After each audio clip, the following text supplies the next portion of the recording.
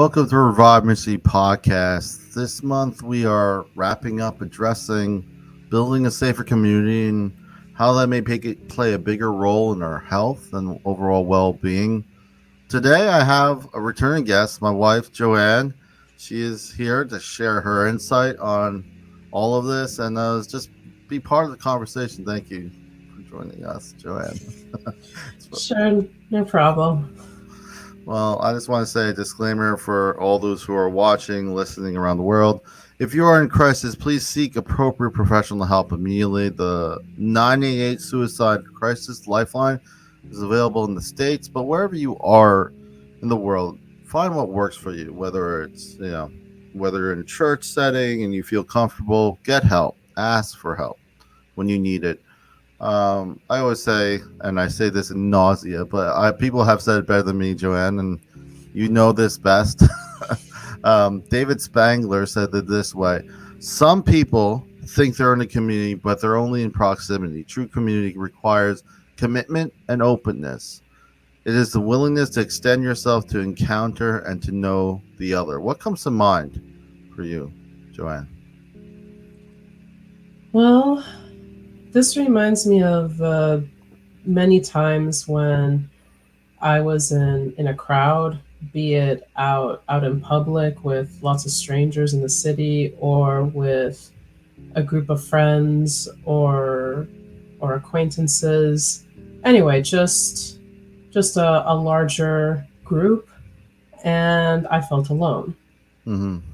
I felt lonely, even though anyone looking in may think that how can anyone feel lonely here? You're surrounded by people. Mm-hmm. And that's not the case. Yeah, I feel a lot of times, just because you're in a group setting, and I feel it doesn't always guarantee that you're actually connected. A lot of times, at least for me, communication is what makes us feel connected. So, I could be in a room full of people that I want to be friends with, I want to impress, I want to find approval, but all that's external. It's nothing. There's no consideration of my own needs, my own wants, of what I care about really. And it's a bad place to be in. A lot of us go through this in some way or another, going through, schools. Elementary, middle school is probably the worst. Then you go to high school, and then in college, you try to figure out who you are. You try to acclimate, and all those communities end up making you feel like, well, on paper, I'm around a lot of people, but in reality, I'm not. You know. Hmm. Um, so a lot of times, And go ahead. Sorry. oh no, just uh was thinking that to be really honest, I don't think I really understood the concept of community Mm-hmm. until we started to settle down, Mm-hmm. because I've I figured out that I am very much an introvert with hermit-like tendencies. Mm-hmm. I like being by myself or with one person, Mm-hmm. and I like it. I'm comfortable, but even I need a community. I need to be part of a community too. Yeah, and you mentioned a good point. It doesn't matter if you're introverted or extroverted. We all kind of need a community. We're not islands, and it's one of the things that I feel it's putting ourselves out there. I'll tell you, I feel I can play the role as the extrovert, but a lot of times, maybe it's your influence, Joann, but I am very much embrace the hermit introvertness. I think there's a difference between being lonely and alone. There's Mhm. times to lament, there's times to kind of reflect, but at the end of the day, it's about sharing. Life is best. I said this years ago, but life is best lived shared. You know, I agree. so like you may have these wonderful experiences, but it's harder when you're unable to share with someone. In regards to the community and building a safer one, one thing that rings to mind is trust. You know, a lot of times we had plenty of guests this month, and um, just last week you might have heard from Dr. Smith, and Hmm. I just, you know, you know, we touched on a very serious topic, and what really stood out to me about that was um, safer community is the building block to kind of having that conversation that we don't want to have, but it's that open door. You know, if I don't feel safe, there's less of a chance I'm gonna be like, well, I'm gonna say I have a problem. A lot of us don't like to do that. We try to, muscle our way through. I want to get into another quote, but before I do, when we think of community, like it's, we could look at a big scale, like what town live in, what state we live in, or what country we live in, and those are important. If you're not in a safe community, it's gonna change your behavior and how you go about things. If you feel that unsafe when you walk out the door, you're gonna make different choices. You know, uh, Mm. but in the micro scale, I feel that sometimes that's get overlooked. Like in the sense of how do you feel daily? And a lot of times, if you generalize the idea of your community when it comes to your close net, like you just say, well, generally, just be very general of well, your concerns, your needs are pushed to the side. Then the likelihood of you feeling supported is is overlooked. At the end of the day, you'll have a lot of people that you may like, may gravitate to when things go well. It's hard to say. You can't. It's hard to have a bad time when you're going out to eat food with friends. Let me just say, like, it's hard. You're still able to, I can Mm, it's imagine, still possible. Yeah. still possible. But when things are good, it's easier to get along with people. But when things are bad or things are not going, that's when you start to see this contrast, and that's what I want to mention. Kind of segueing, and may not seem related, but H. Jackson Brown Jr. says it this way: the happiest people are not those getting more, but those giving more. How does this make sense? How do you wrap around this quote for you? Well, I feel that this resonates with me because I feel happier when I give. Mm-hmm. It's it's difficult for me to spend money on myself. Mm-hmm. Buying food is way easier than buying clothes Mm-hmm. because food it's something that we share or we share with our friends. So a form of giving. But even if I were to buy something for myself, let's say a dress to a friend's wedding, um, I can't just get the dress for myself. I want to get something for you too, even if it's a cookie or something. And that actually getting that cookie, knowing that it's for you, makes me feel better than having the dress. Not to say that I don't appreciate the dress, just Yeah. the cookie means something. I think you bring up a kind of another point I was even thinking. We talked about safer community, and one of the hardest things to ask is, "I need help." What does "I need help" denote? That you need to receive something. And a lot of us, not just what Joanne's mentioned, and myself, we are not good at receiving gifts, especially when you get older. Okay, so Guilty. that's why a safer community provides that avenue. You know, it's when we're kids, we have expectations. Birthday, I want gifts. You're like, I want gifts. When you get older, at least for me, it's different. You know, you kind of it feels better to give, but I would not. I will also mention that when things are not going well, understanding that asking for help means that you need to receive something, that you will receive something. So if you're not good at receiving gifts, understand that there might be pushback. You may not like it, and you're not alone. At least for me, I feel as much as I don't think anyone, when they grow older, really want to say, "Oh, I need help." No one really wants to say. They just want to be left alone. Sometimes they want to go on their cruises. They want to go on their trips. They want to do what they do.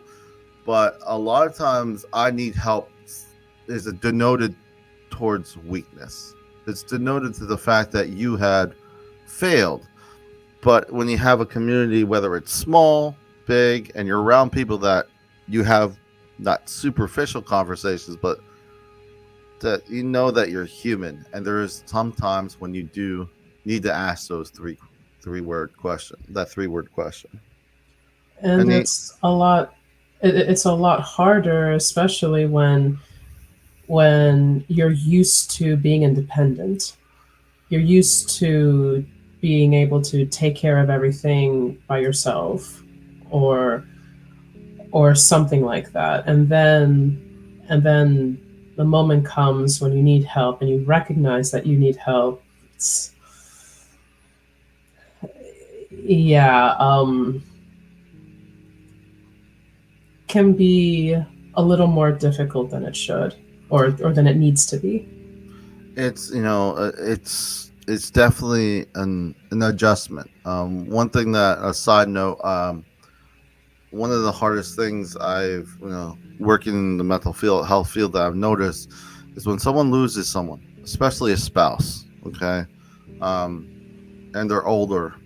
One thing that's hard is simple. How do I cook for myself now? How do I cook for myself? Now that sounds sounds simple with the words, but it's not so easy. So the I what I'm trying to kind of get at is all of us. You know, when we're talking about when we're talking about our connections, the people we're around, our community, there's gonna be some growing pains. And sometimes the hardest thing is, you mentioned being independent. I imagine, I remember just talking to someone about losing the spouse, the older, and the thing that stood out to me was she was just didn't know what to buy anymore. Like you mentioned, like you're gonna addressing like I'm gonna get a cook. I feel better to get the cookie.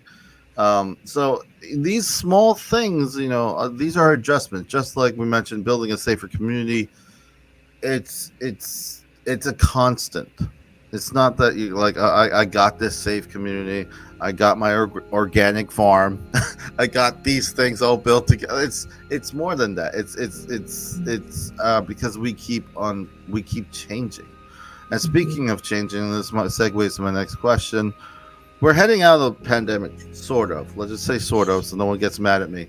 As the world changes, so do the definitions of what a safer community means. So I put a question mark too early here, but what have you noticed change in regards to how you define a safe place after these three unorthodox or three, since 2020? Like, what is a safe place now? How would you define that for you? Oof. Safe place now. Um,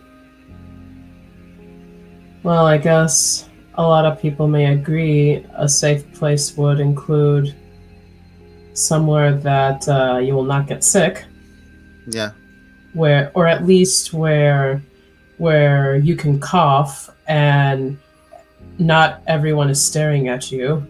yeah. Hmm. Um, but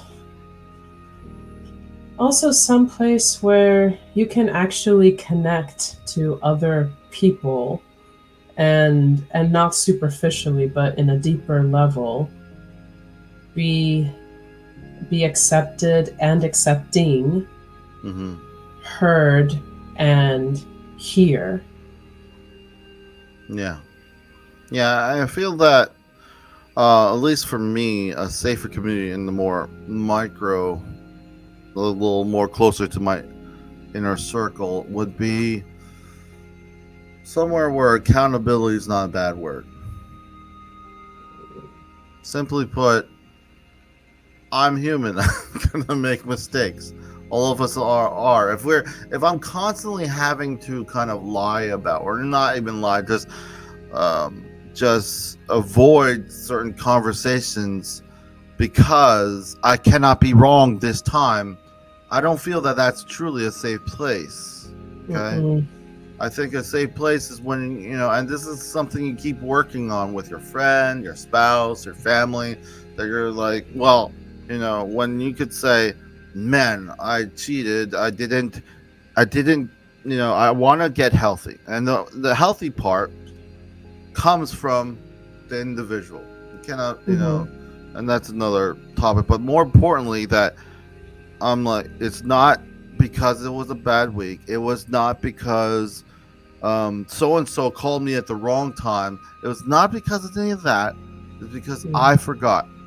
I made a mistake. And this mistake is only means something because I want to get healthy. Why do you want to get healthy? Well, because I like to spend time with those around me. I like to spend time with the ones I love, and I like to spend it longer. So can I be healthy? Simple, but it's not because I want to be healthy because it's good. What does that mean? I want to be healthy because it's good to be healthy. Like, it's not really thought through. It Mm-hmm. has to be individualized when you think about that. And part of that is, like you mentioned, those connecting and communicate. What does that really mean? Is that you're gonna not agree with people. Take that much. You might butt heads with people. It might be exhausting. You might like, why are you so enthusiastic? Why are you just so annoying? But then if you take time to think about it, if you're looking at yourself in the mirror and you kind of see the things that really annoy you, or might be things that you're kind of working through yourself. So Mm-hmm. it kind of segues to this next quote from Khalil Gibran. I have learned silence from the talkative, toleration from the intolerant, and kindness from the unkind. Yet strange, I'm ungrateful for to these teachers. What comes to mind when you hear this quote? Well, the world is truly upside down. And I guess uh, I would have to admit that some of the important lessons I've learned throughout life were from the people I disliked the most. Yeah. Um, and also that with in every difficulty, there's an opportunity to learn something, and like value in the experience. Um, uh, Granted, there are several types of experiences that wish that no one would ever go through, Mm-hmm. but I guess just like someone being rude, or someone being inconsiderate, Mm-hmm. or someone driving too fast and too furious on the highway. You can learn Yeah. from these things. Yeah, and I think a good indicator uh, is the type of urgency or surrounding that person or that event, but also there is a healthy, I would say, you know, there's a healthy tension in life that as we grow, it's important that we, at least what I found, is not to assume certainty because you do a set things in your life. Well, I run every day, I eat right every day, and that's wonderful. But it's if you feel that that's certainty is going to provide other avenues that will stay constant, um, unfortunately, that's not the case. Most times, life works and changes abruptly. So, if I spend all my time on my physical health but none on my mental, I avoid conflicts. I don't talk to my family. I know maybe I'm in a high position at work, but I just refuse to connect. They should know. They should know better. You know how hard I work. They don't. And at the end of the day, some of the things, yeah, it might be frustrating, but at the end of the day, why are you? Why at the end of the day, why is this? Why is this not going to work? Why is this? Why is this hard for you? Because at the end of the day, it's about the people. It's about the people around you. So I Mhm. feel sometimes we lose ourselves in either titles or how good or how well we are. But seasons pass, we get older. So what is important? Is it important to um, ride into a company, do very well? And that's I do encourage anyone. What you do the best you can. Whatever you do, Mm. we're human. We have limits, but every single thing costs something. So if I choose something that gives a lot of monetary gain at the same time, I'm never home, depending on the couple, depending on the family, that may not be acceptable. Mm. May not work as well. So understanding, a little self-evaluation does help in this. But, tension when it comes to uh, you only get a better understanding is when you are tested in a weird way, tensed by someone with conflicting view. One of my friends told me recently, especially in a church setting, a lot of times people get upset about how people treat each other. A lot of people leave the church for the same reason. So, and in the model, and this is not to proselytize in my podcast, but model is in Christianity is that humanity sinned, and then, we're in this state, and Jesus is supposed to come back. Easter has happened, so a lot of people who are familiar with the concept understand it. However, when it comes to this idea in the church setting, there's a lot of, well, they shouldn't have done that. Why did they do that? They should do this better on the sidelines. Well, only issue um, when it comes to those talking points, when it comes to when you're thinking of things in that manner, you you tend to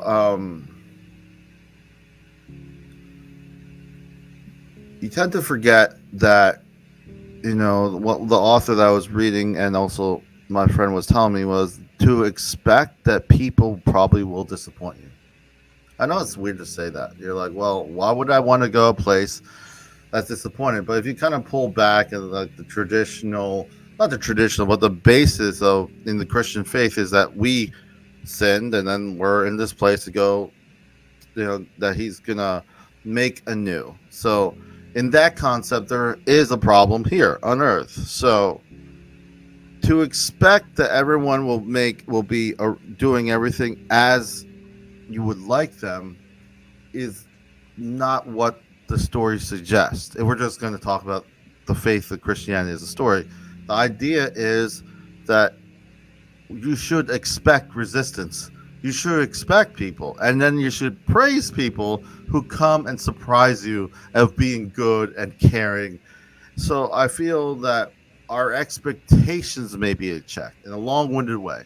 Our expectations that someone would understand and speak and be tactful. One thing that I've learned, especially in mental health field, being someone who was struggling for a while in the past with my issues, was I I look at my parents, and I used to be upset at the fact that I didn't know how to express or make them understand my parents' generation, but they never had this. They never had this around, so of course they didn't understand. Right. And the fact of the matter is, I don't expect them to understand. And if I really ask myself the question, who will really understand? It's really just myself. The people closest to us will support me. But like when someone loses a loved one, I think the worst thing, at least for me, what I found and what experience from others telling me, if I went to him and said, "I know how you feel," doesn't work out. It doesn't work out of the way, even though you're just like, oh, and you have to ask yourself along that line. A lot of times, the things that kind of are pet peeve for people who are grieving are because it feels that you're trying to skip steps. The whole grieving process takes time. So if it's uncomfortable that I'm sad in front of you, I'm sorry. It takes time. So sometimes we gotta ask ourselves how selfish we are, or how our expectations may be unrealistic. Pandemic, I feel, really raised a lot of fear. A lot of us were afraid. I didn't like to go to stores because it felt so. I'm like, I'd rather have someone knock on the door and run away, like the contactless. It was so weird at first, but I started liking it because if I'm gonna have that kind of treatment out there, why would I want? And because the situation was so much different. Mm-hmm. Um, I want to ask you, um, just so as we kind of move into the end of this conversation, as we wrap up this month, the theme this month is building a safer community. What does that mean today? We attempted to define it, and it's going to be different for everyone listening. What is building a safer community for you, Joann? I would say building a safer community is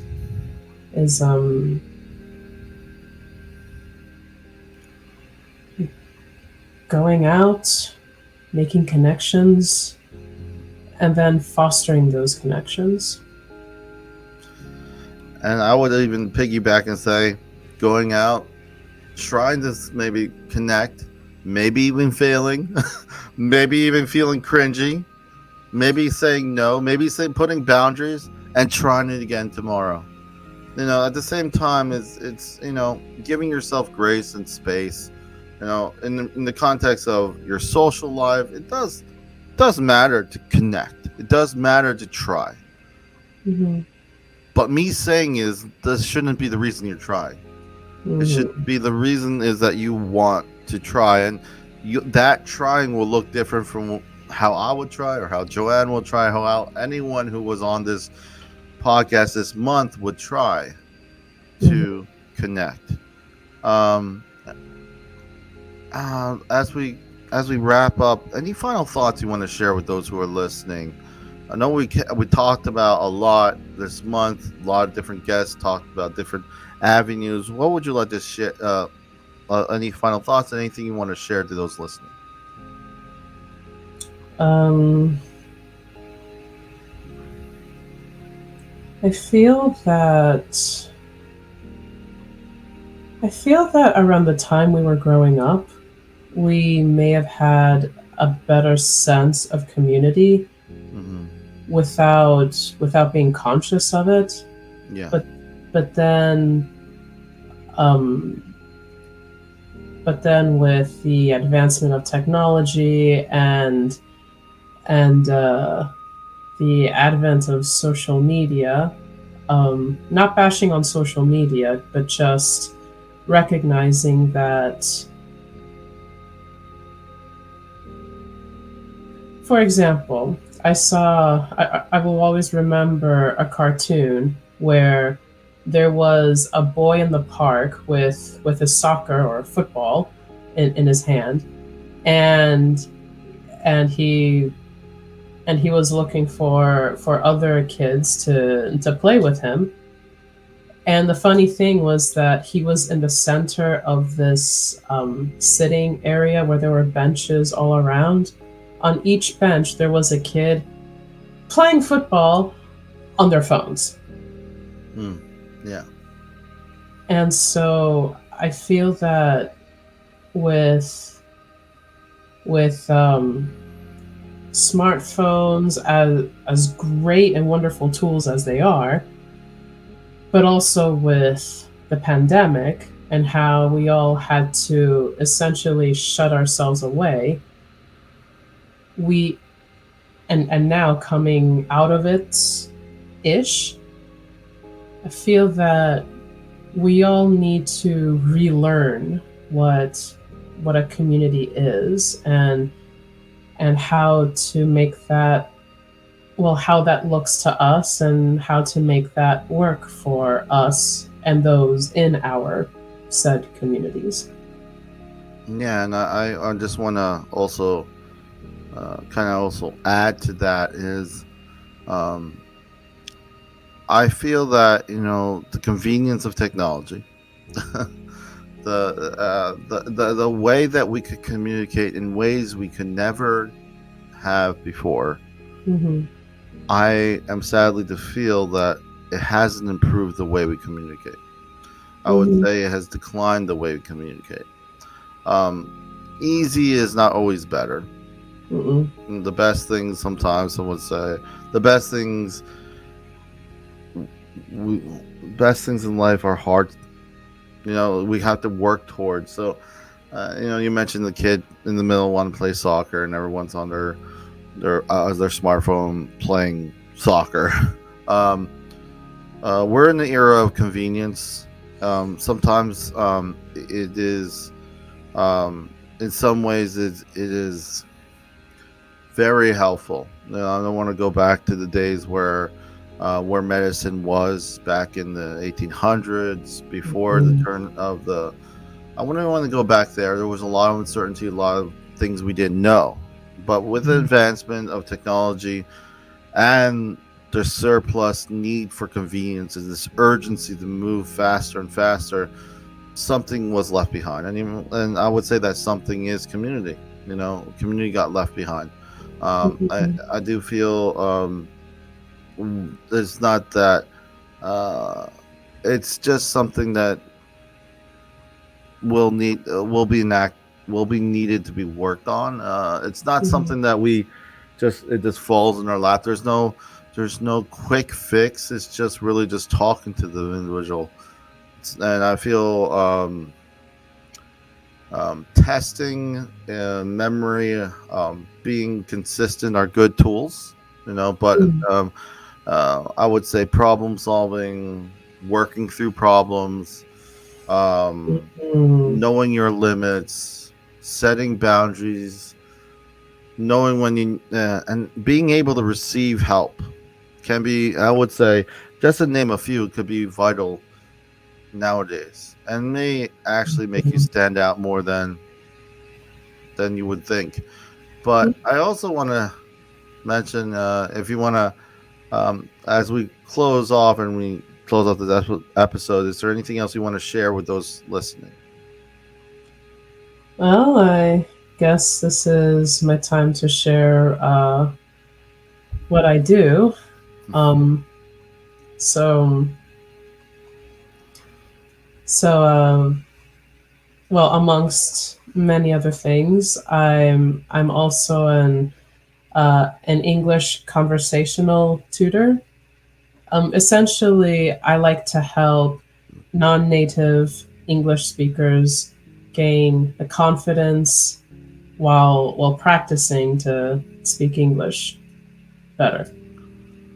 Yeah, and I think um, I think the idea of, obviously, fundamentally, if anyone has traveled to another country that they haven't spoken the language, their language is not spoken, you're very limited of how you can really connect and kind of navigate.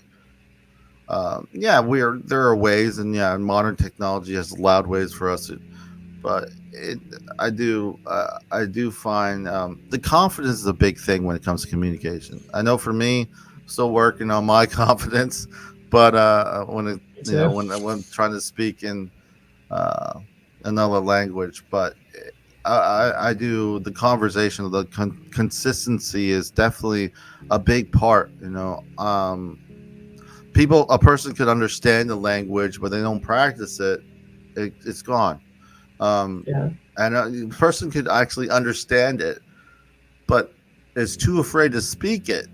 It's also a challenge because then it's like, well, you're just there like a fly on the wall. And it can actually be discouraging at the very least. So Hmm. I want everyone who is listening, watching, if you're trying to learn English and just want to learn conversational, just starting and you're trying to learn English, the information's on the bottom. It's improving.com. You could use an email and book a Yes.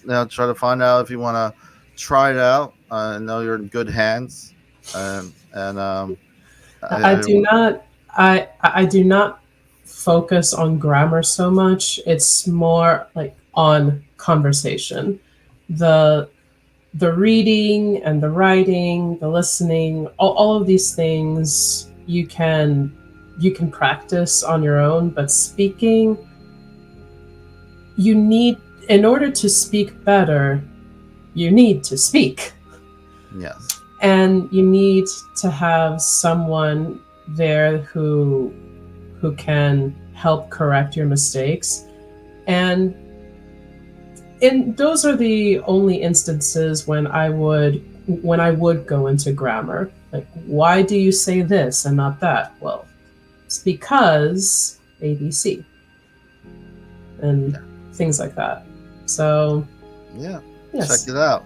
There'll be there'll be clickable links in the notes as you see underneath. You could, if you're watching the YouTube version of this episode, check it out. I do encourage you, and also if you know someone who may need it, I do encourage you to spread the word. But I want to say thank you so much for sharing and joining us, Joann, just sharing your insight. I know it sounds funny because I said this before the episode. I'm like, I don't. A lot of people, some people have this this big way of presenting someone that they know very closely. Obviously, Joanne's my wife, but at the same time, we're still having conversations like normal people. For one thing, I want to share also is um, that I appreciate. Obviously, I appreciate everyone who comes on. Even like it's not required to come on. Like, I know she's my wife, but like I want to say thank you because it's not easy taking the time. Not everyone has a shared interest. I feel bad for the people who like sports teams that are opposing in the same household. I know Oh. when it comes to certain teams in the NFC East, I'll just leave it at that. Some of the NFL. But with that being said, thank you so much, Joanne, for being part of the conversation. I want to also share with Thank you those who for are having listening. me. Remember to stay updated on all things Revive Ministries through various platforms. ReviveMinistryFL.com is our website. This is goodbye from Revive Ministries. Leaving with the last quote. It's from Brené Brown.